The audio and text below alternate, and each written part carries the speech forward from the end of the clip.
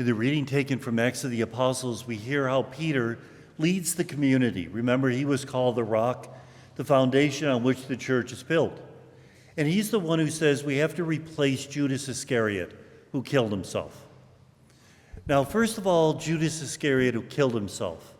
The Gospels are clear that when Jesus chose Judas, he already knew what was going on.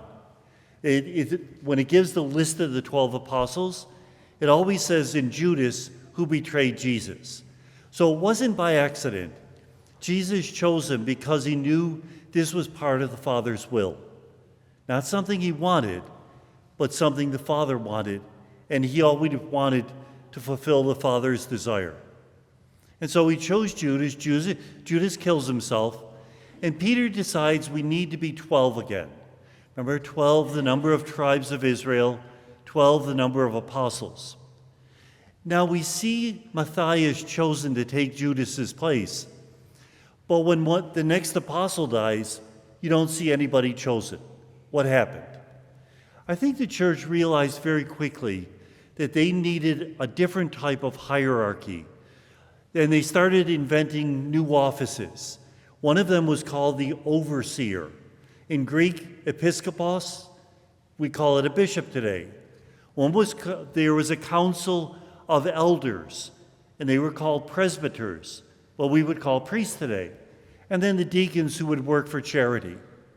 Now, this took a long time for them to figure this out. Various communities would try one office, others would try the other.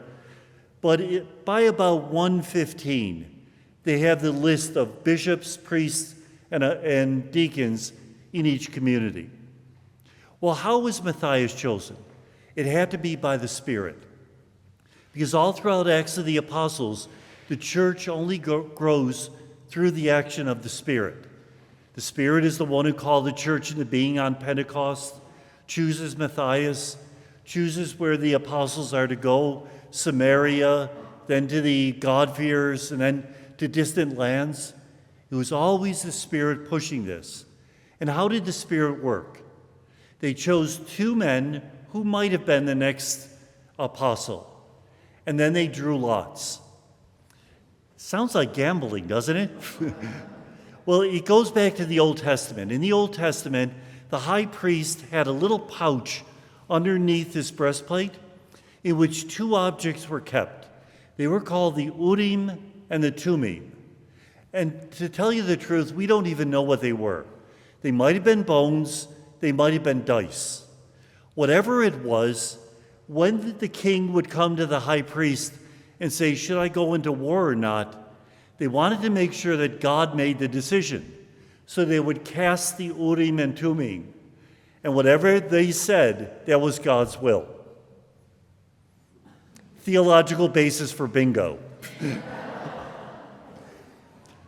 They toss they sort the lots, and Matthias is chosen as the next apostle. Whereupon Barsabbas, the one who wasn't chosen, he yells out, 2 out of 3. Matthias always reminds me of the last kid chosen for the basketball team, and Barsabbas, the kid who doesn't get chosen at all. But still, he's a chosen. Even if he's a substitute, he's a chosen. And more important, he's not a functionary. He's not filling a role.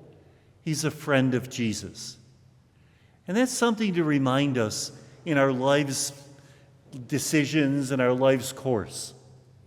That even if it doesn't go the way we would have thought, can God still use it?